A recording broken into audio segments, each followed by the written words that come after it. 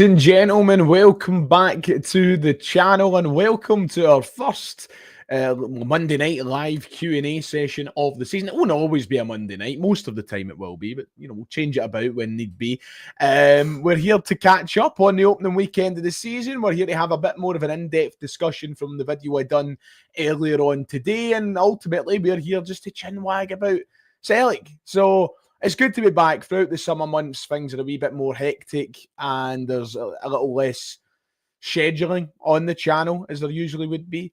And as you know, throughout last season and years gone by, once a week we always sit and we do this sort of video where you guys get to give your questions and I answer them live for about half an hour or so. So that's exactly what we'll be doing tonight. If you haven't taken part in any of these streams before, then sit down, relax, get a cup of tea or something else, maybe something stronger if you've been keeping yourself indoors with the horrible weather outside.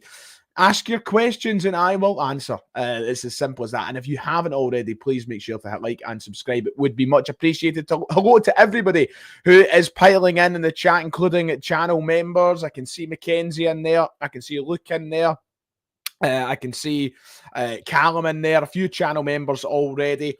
Yeah, Celtic have won their opening game of the season. We left it until the 87th minute to win the game, but all over St Mirren. Created plenty of chances. We probably could have scored 3 or 4 in the game if we just had a bit more luck on our side. I think there was a clear absence of quality in the final third. I talked about that on in my video earlier on today. But what mattered most was beating St Mirren and getting 3 points. I see Stephen Robinson is crying about Celtic playing the ball in the corner and wasting time at the end of the game, even though St Mirren wasted time from the first whistle. But, winning is winning. And I don't care how you do it as long as you win. Right? That's ultimately the most important thing. So there's clearly places and things that Celtic need to improve on moving forward. And clearly we need to invest in this squad. There's no doubt about that, especially in the front line. We need improvement. We need depth and we need quality. But I'm pretty happy with the start to the season yesterday. A few more goals would have been nice, but that's that. Generally, this stream is going to be questions from you, talking about your points. And we'll start off with Bats, B-A-T-S, who says, Ryan, do you think it's harsh to say that Nygren was quite poor yesterday? I know it's his first game and the pressure may have got to him, but I thought he looked a bit wasteful and untidy. Yeah, he wasn't great. I think he had a quiet game, as did many of the attacking players, it felt like. I thought Dyson Maida was quiet. I thought Idah was obviously, we've spoke about him quite in depth.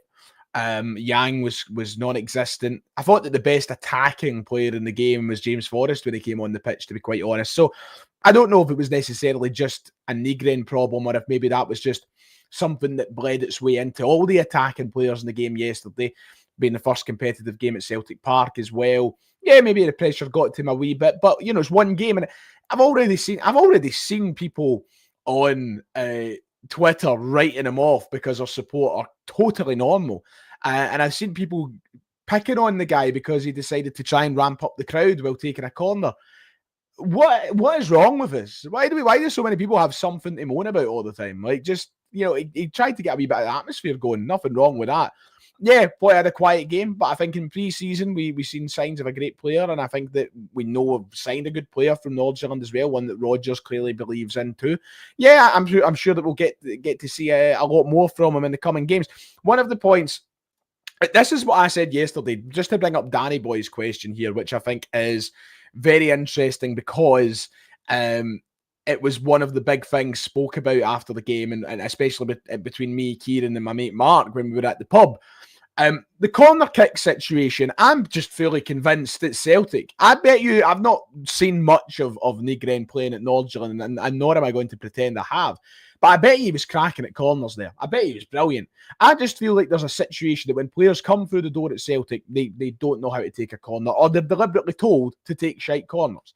I'm not going to spend too much yapping about this because I've done it for years now and I don't want to start another season talking about it, but we need a set piece coach. We need one. We are terrible at set pieces. We waste every single one we have. In fact, when you get a corner, you're meant to get excited. You're meant to get excited for it. I don't. I actively sigh from my seat every time we get a corner. And I don't think it's a Nygren or an Engels problem. I think that's just a Celtic problem that's been there for a long, long time. But obviously these players could do better at trying to put it into the mix, you know. But I agree with Matthew. I think we desperately do need a set-piece coach. What is my midfield three at the minute? I think as long as McGregor and Hatate are in there, I think you can change the third man as often as you like until we find form. I think I would like to see a run of games for Nygren in there, but I'd also like to see a run of games for Arne Engels as well. So I think we've got a bit of a flexibility around this in the midfield three at the minute. I think as long as McGregor and Hatate are in there, I think listen, McCowan. Look, McCowan should be in with a shout for a start at some point. He scored the goal yesterday and he had a really good game. So, as I said, I think we've got flexibility with the third man. I don't think there needs to be a set midfield three this early on in the season. I think we can try and allow players to find some form and we'll go from there. Let's keep the questions rolling. Callum McCauley saying, I personally would like to see us give Nygren a go on the wing, or Nygren a go on the wing. Idah and Nygren with Engels, Hatate and McGregor sounds very solid. Not a bad shout. Obviously, Nygren's not played in the wing for a wee while now. And I think that it's something they could try. I don't know if he's maybe got the pace that Celtic would like in a winger. That's what my only reservation would be, Cal, when it comes to that. But it's certainly not a bad shout on paper. I just think that maybe we need a wee bit more pace in his legs before we start seriously considering it. Bill Scotland saying, I hope that the board see the draw and get the cash spent. As good as you could get a draw, you could get to get into the Champions League. Look, listen, the draw is a favourable one for Celtic. In my humble opinion, I spoke about this very honestly yesterday. In case you haven't already seen the draw for, I mean, it was at 11 o'clock this morning, so I'm sure you've seen it by now. Celtic will play either Slovan Bratislava or Kairat Almaty of Kazakhstan in the playoff round of Champions League qualification. Two teams that we should be beating. In fact, one of those teams that we beat 5-1 less than a year ago at Celtic Park. We should be beating them. And I worded it the same way I worded it in my video earlier. It's absolutely fair to have reservations and talking about maybe how we don't have the same firepower on the front three to maybe win as emphatically as that. But I don't like seeing our fans constantly put ourselves down. We should be confident going into that. And I've said this again. I said this earlier and I'll say it again now. If we don't beat any of those two teams, no matter who it was we played, if we weren't to beat them, that would be embarrassing and very, very concerning.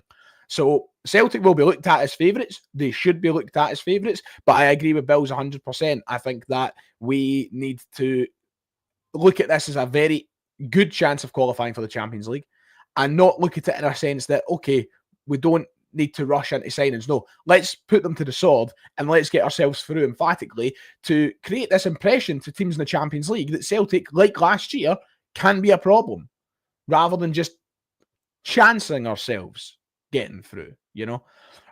So we'll wait and see what happens.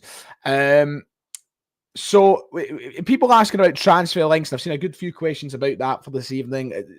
As things stand, things all pretty much remain the same. There was an interesting story wrote about Jakub Brahim tonight by Ewan Payton over at the Celtic Way. Jakub Brahim still talking about potentially leaving Go Ahead Eagles. He was quoted talking about how he's only going to see what time does for him. Time will tell, and he might leave. But there's been nothing else reported in regard to Celtic and bidding for the player, and there's nothing else really apart from that as things stand. We're still waiting for the official announcement of Jamai Simpson-Pusey as well, which seems to be taking a lot longer than I think most of us anticipated. I don't know what the reasoning for that is. I think the main thing, people today are losing the rag. Like, oh my God, he's not been like announced and whatnot, and Celtic won't be working on other deals till they finalise it. Yes, they will. But I think that I'll give them the pass for today because there's been a yellow weather warning. We'll maybe just hold off till tomorrow to get. We know he's signed. Like, we've seen him sitting there at Celtic Park in the gear. He is a Celtic player. Rodgers essentially confirmed it as well. It's just about, actually putting the announcement out there now. But Celtic will be hopefully continuing their business behind the scenes as well to get other players in. But Paul, you're a hero, mate. You're a hero, Paul. I love you, mate. And thank you for tuning in once again. Thank you for the donation. Hi, Ryan. Hope all is well. All is well. Thank you for saying that. I hope all is well with you. Is the board holding back money because what they spent on Adam, Engels, and Trusty?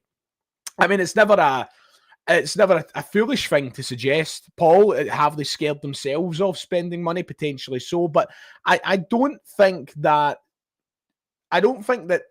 the board or any football club's board or any club in general can afford to operate in that manner. You can't be scared of things that have happened in the past.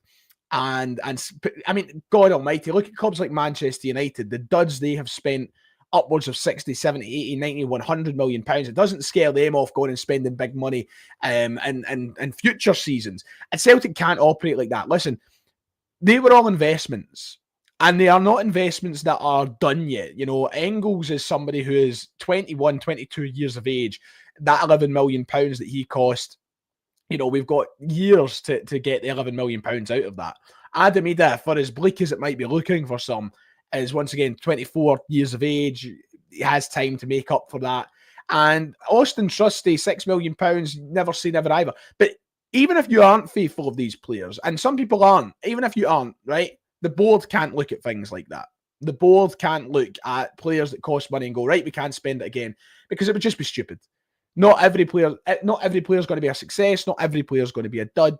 And the club just need to be optimistic. And obviously, I've been trying to be optimistic this whole window, and I just want the board to give us a reason for all supporters unanimously to be optimistic. But, you know, we'll wait and see. Thank you for the donation, Paul. Once again, you're an absolute legend. I can confirm I have not dyed my beard.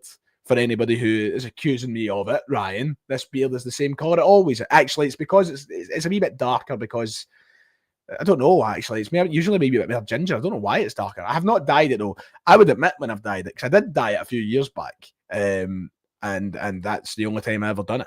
So, but thank you. I appreciate that, Ryan. Right, let's get some more questions. Mackenzie saying, I'm happy with the squad options. Don't care what people say, but we need a right winger striker, maybe a left winger and a left back. Yeah, those are the big areas for me. I think that yesterday really put into... I don't want to sound negative about this. You know me, I've been trying to be positive all summer. I think yesterday put into perspective for me how I'm still, like, despite how good he looked for me in pre-season at times, if Tierney was to drop off with an injury before a Champions League game, I would be terrified of Inamura having to step in. And maybe that's just poor of me not having expectation or faith in him. I don't know. But yeah, I think that we could maybe do with one as well. But listen, we'll get back to that and we'll see. But yeah, I agree with basically every position that you're saying there. It's okay, Ryan, son. It's okay. Don't worry about it. Sorry, I've got a very itchy nose. Ewan saying that I thought Idah actually played okay yesterday and his hold-up play was good, but he needs to finish those chances. A clinical striker and two wingers are a priority, because with that, we would have won 4 or 5-0 yesterday. I agree with all of that, every single part, Ewan. I actually do think that apart from his finishing, I thought Idah had not a great game by any stretch, a good enough game, but you're a striker and you need to score goals, and patience is wearing thin. I have went so full circle with Idah that it's unbelievable. I remember when we were linked with Idah back in January of 2024, I sat here on this channel fuming about the situation. Sorry, January of 2023. Fuming about the situation. Was it 2023? 2024? It was 2024, wasn't it? Yeah, it was. I sat here fuming about the situation, and I think you'll all remember that. I was saying he's not good enough. It's a terrible signing, yada, yada, yada. And here I am now, 18 months later, maybe being the most foolish Idah defender online. How have we got here? I don't know. I don't know. I see something in the big man, and I have through his time. And maybe it's just through the cup final goal or whatnot. I don't know. But I, for some reason, have put my neck on the line constantly for him, and I feel like I'm not getting repaid for it. And my patience is wearing thin. He has had this month, the month of August, is the biggest month of his Celtic career. If he doesn't show it now, I fear he'll never really get the chance to show it again. Why he should be or could be the starting striker. And going off yesterday, he doesn't look as though he's ready to step up to the plate for that. And that's disappointing. It's sad, actually, because I've tried and I've tried. I've given him so much time and I've been so patient. Aberdeen next week is huge for him because he'll start unless we magically get a striker through the door. But the patience is wearing thin and the time is running out. I still think that he's got enough there to be an option for Celtic. But if you're talking about being a starting striker, wow, he looks miles off it at the minute, and that's me trying to be as optimistic as I can after yesterday's game.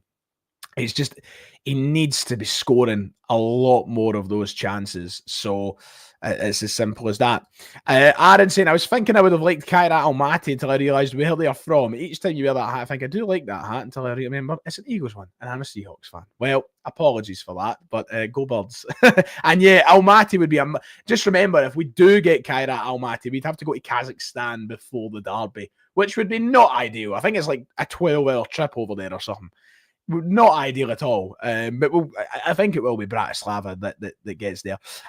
We've got a few things being said about Adam Idah. Daniel Mullen saying that Idah will score goals. We aren't going out and spending big money. It's not going to happen. We'll spend 8 max on 2 players. Very, very bold claim from Daniel. But at this rate, I would not be stunned. I wouldn't be stunned, Daniel.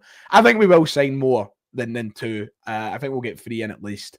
And I'm hoping we spend a lot more than 8. But yeah, listen, I hope Idah scores goals. On the flip side, we've got Big Rab saying that Idah needs, or it's kind of similar, I should say. He says Idah needs game time in a very short preseason to get back into the swing of it. He played 24 games and got 20 goals. It's a great return. Yeah, it seems like there's still so many people out there backing Idah. It does feel like there are more that don't want to back him than actually back him at this point. But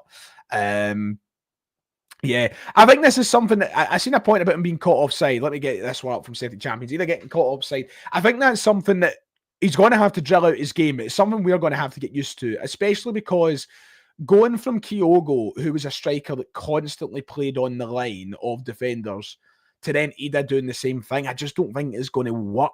I think you need to alter the style of how you play your forward when you go from somebody like Kyogo to Idah. And we have done that to an extent, but I don't think Idah is the type of striker who can play on the defender's line, just because he's not got that movement in him, like that split-second movement and decision-making. And that is the case for most big strikers. Like, it's not an Adam Idah exclusive. But I think that's something that we might need to get used to if we keep him playing the way that he was yesterday. But we'll wait and see. Nikaritsu saying, I really hope that Yamada would have got brought on yesterday, but Kenny came on and did pretty much nothing. Yeah, Kenny didn't really get a look in the game. I think that was through lack of service more than anything else. That's the thing with Idah. Like, I feel I don't want to sound like I'm just coming across and hopelessly defending him here, but this is just a rebuttal to a point I seen earlier. Somebody in the comments section of my video earlier today made the point that, like, oh, he's rotten, he doesn't make chances, blah blah. And I'm like, yes, he does. That's the reason that we're having these conversations. He is making chances. He's just missing them. Like, it's clear that he's doing something right to get the chances, and then he just hasn't got it in him to finish his dinner. And that is what needs to improve. That's the big part of his game that needs improved. Mark saying it's not backing. He's not backing or not. He has zero. I've missed it. He has zero movement. His striking intelligence is poor. He doesn't hold up the ball and has no physical presence. I think he holds up the ball okay. But he's physical. For a guy his size, he does need to be more physical. I 100% agree with that. I do. I don't know what that's a case it seems with a lot of big players at Celtic in recent years, both offensively and defensively. You talk about Trusty, who struggled with it last season. You talk about guys like Julian, who struggled with it. You know, some of the bigger players that we've had at this side, and we seem to be a wee bit weaker. A lack of physicality has been something that a lot of fans have moaned about in Celtic's game in recent years. We played derby games, and people say we get bullied or whatever. And I don't know if it's just to do with what we're getting told in training, but yeah, no, he needs to use his physicality better, because when you're a striker that size, you know, you've got to be more confident in using your body. It's like getting given a gift from God and not using it. Like, you've got to use it, and he's just not. So that's pretty annoying. Let's see. Greg saying that he's just joined, but from his perspective, he doesn't have aerial presence. First touch finishing, I think mentality is a big one. He's just far too casual about everything. Yeah. I think that he definitely has looked a bit lackadaisical at times. But yeah.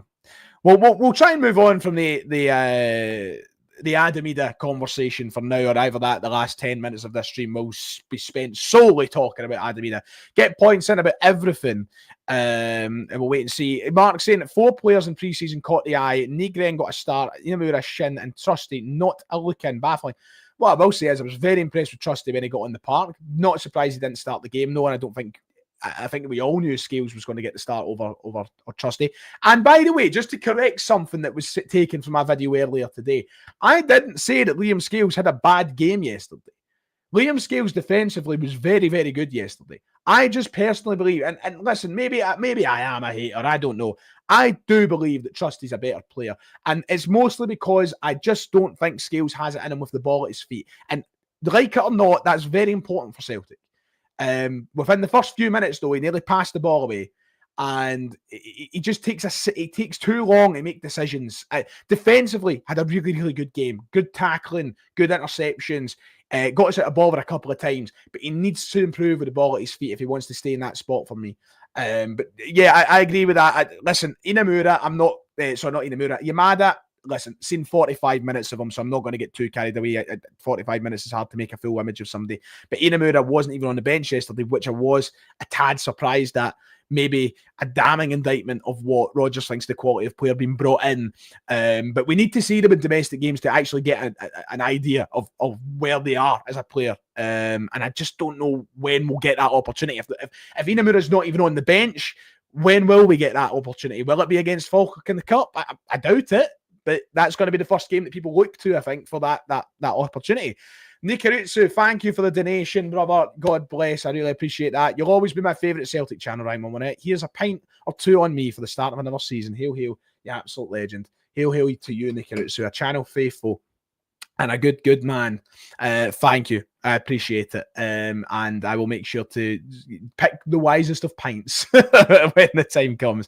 I appreciate the donation. Yeah, I agree with this. This is nuts to me. I just shut the app down straight away. I say this all the time. Sadly, it's such a big part of my job that I need to keep it.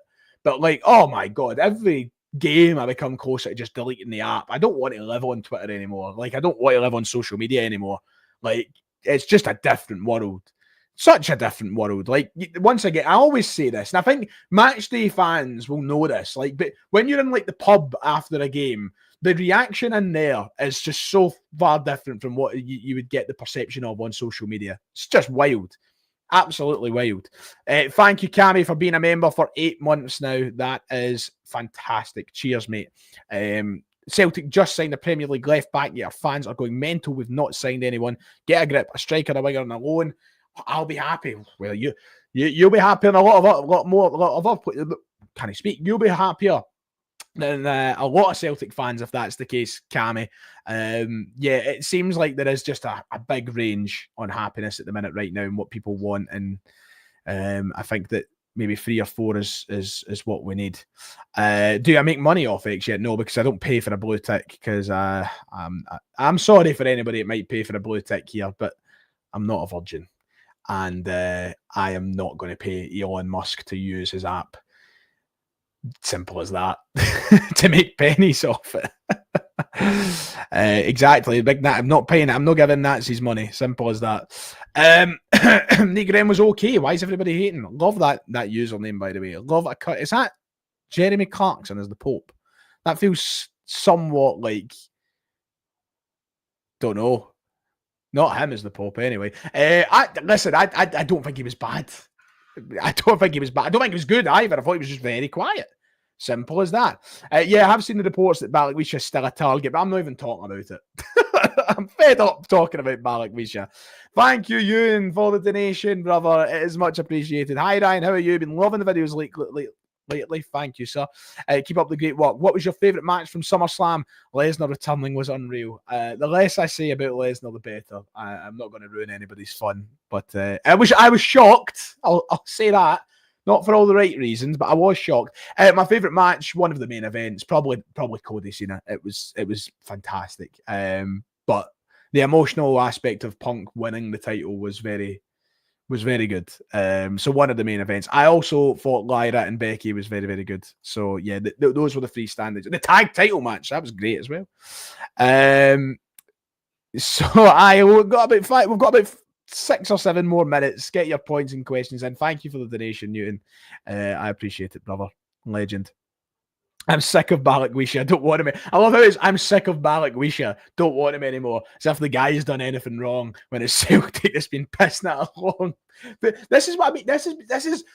Let me speak about something here. We need to be honest about it for a minute. Celtic make life difficult for players. Celtic are actually making it harder for players because, granted, he has not helped himself. I get that, right? But see, the longer these things go on, they come in with even more expectation. They come in with even more pressure on them because we've spoke about them for months. See, if we were linked with a player and they signed for us within a week or two, there wouldn't be the same amount of pressure on them. Celtic, as a football club, are they're actively making life more difficult for players.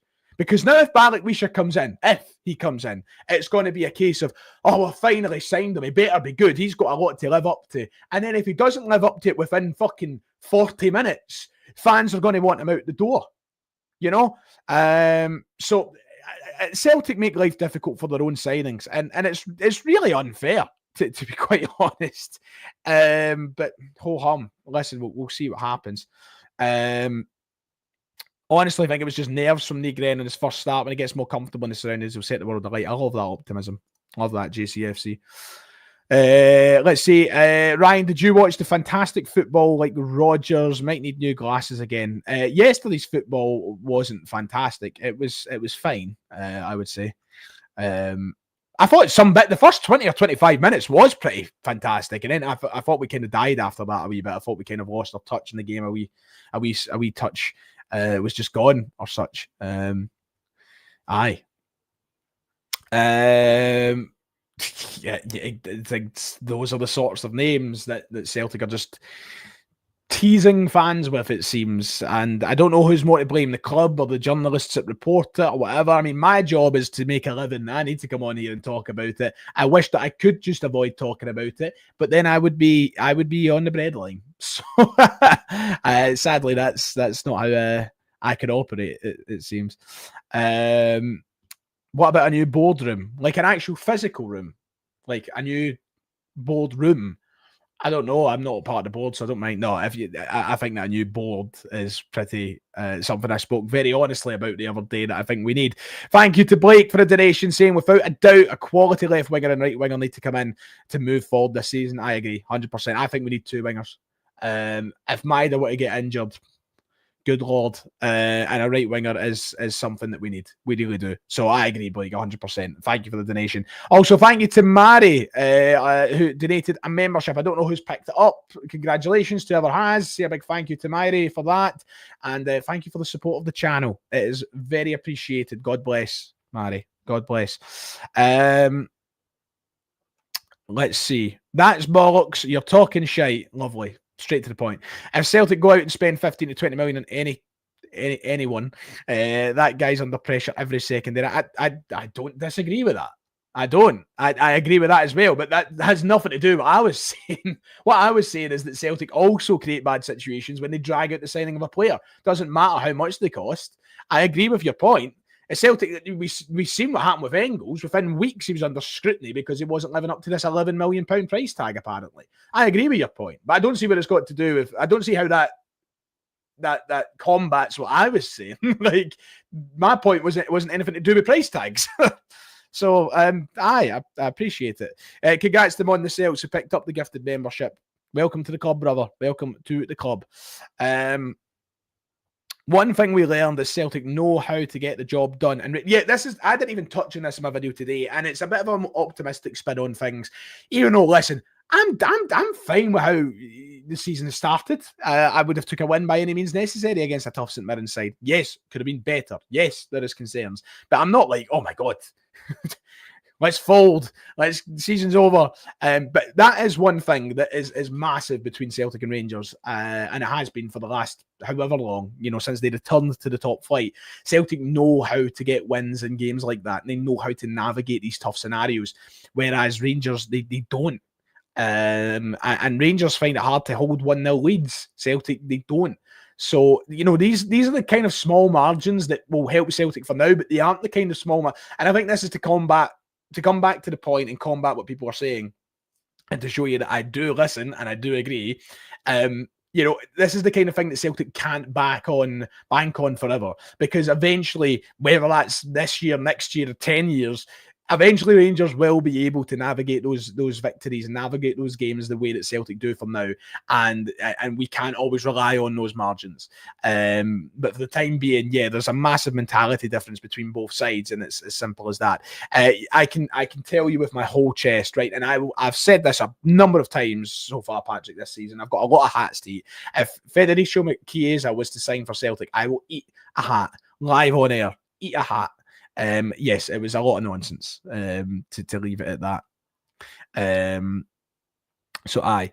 Right, on that note, let's wrap things up for the evening. We went a half hour. It was a good laugh. I really enjoyed that tonight. A lot of airing of grievances. Big thank you to Paul. A big thank you to Nikaritsu, Ewan, Blake, and Myri as well for their donations the evening. We'll be back at some point in the next week or so with another one of our live Q&As, which will be a regular staple of the season. Thank you, Philip, for donating right at the end. Hello, Philip. Good to see you. Sunny and 85 Fahrenheit in Worcester, Massachusetts. I hope you're enjoying that, sir. I hope you're enjoying that a lot. Thank you for the donation, and God bless the American fans who watch the channel. Anyway, thank you. I'll be staying in touch with you over the coming days, of course. And until then, take care. See you next time.